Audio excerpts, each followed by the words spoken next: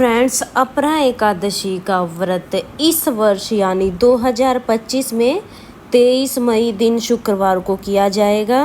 Hello friends, Meenu vlogs में आपका स्वागत है। आज की वीडियो में मैं आपको अपरा एकादशी की व्रत कथा सुनाऊंगी। कथा सुनने के लिए हम एक लोटा जल ले लेंगे और अपने सीधे हाथ में थोड़े से तिल के दाने और एक फूल ले लेंगे, क्योंकि खाली हाथ कोई भी कथा नहीं सुनी जाती है। तो मैंने यहाँ पे तिल के दाने और फूल हाथ में ले लिए हैं। तो चलिए अब कथा सुनते हैं। एक समय की बात है, युधिष्ठिर महाराज भगवान श्री कृष्ण से पूछने लगे, हे माधव, जेठ मास के कृष्ण पक्ष में आने वाली एकादशी का क्या नाम है तथा इसका क्या महत्व है, मुझे विस्तार पूर्वक बताइए। हे युधिष्ठिर, आपने जन कल्याण के लिए बहुत उपयोगी प्रश्न पूछा है।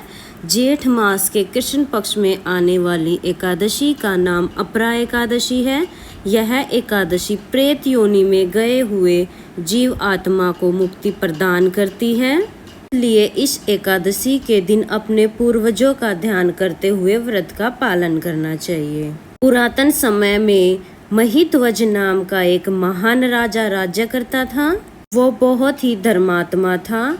उसके राज्य में प्रजा सुख पूर्वक निवास कर रही थी। उनका छोटा भाई वज्रध्वज अत्यंत क्रूर और अन्यायी था। राजा महिध्वज की लोकप्रियता से वो चिढ़ता था और द्वेष के कारण एक दिन उसने ऐसा कुकर्म किया जिसकी कल्पना करना भी असंभव है। रात्रि के समय वह महल में गया और उसने अपने भाई महिध्वज की हत्या कर दी।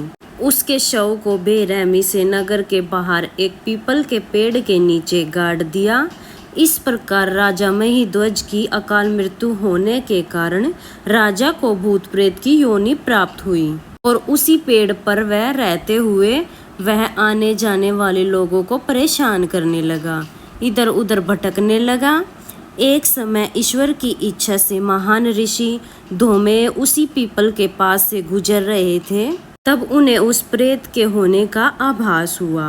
अपने तपोबल से उन्होंने उस प्रेत को देखा और यह भी जान लिया कि उसकी यह दुर्दशा कैसे हुई थी। उदार मन वाले ऋषि ने प्रेत की योनि में रहने वाले राजा को पेड़ से नीचे उतारा और उन्हें परलोक विद्या का दान दिया। करुणा से वशीभूत होकर ऋषि ने राजा को प्रेत योनि से मुक्ति प्रदान करने हेतु अपरा एकादशी का अनुष्ठान किया और उन्होंने एकादशी का पुण्य फल राजा को अर्पित कर दिया।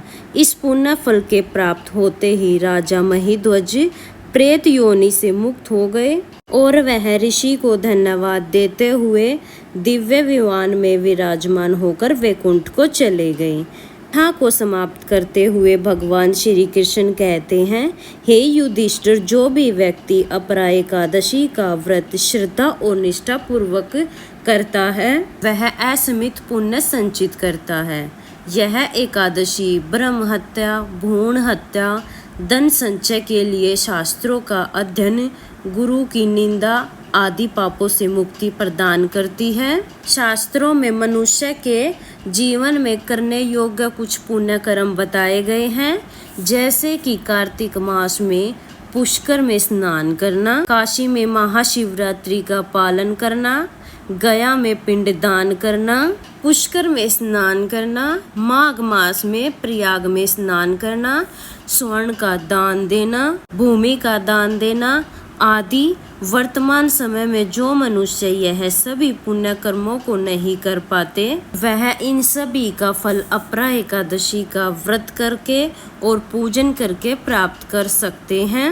व्यक्ति को अपरा एकादशी के व्रत का पालन पूरी निष्ठा पूर्वक करना चाहिए। इस तरह से हमारी अपरा एकादशी की व्रत कथा पूर्ण हो जाएगी। कथा पूर्ण होने के बाद जो हमने हाथ में तिल के दाने और फूल लिए हैं उसमें से थोड़े से दाने हम विष्णु भगवान को समर्पित कर देंगे। अगर लड्डू गोपाल की भी आप पूजा कर रहे हैं तो आप थोड़े से लड्डू गोपाल जी को भी तिल समर्पित कर दें। थोड़े से तिल हम जल के लोटे में भी डाल देंगे। इस तरह से हमारी अपरा एकादशी की व्रत कथा पूर्ण हो जाएगी। कथा सुनने के बाद हम आरती करेंगे।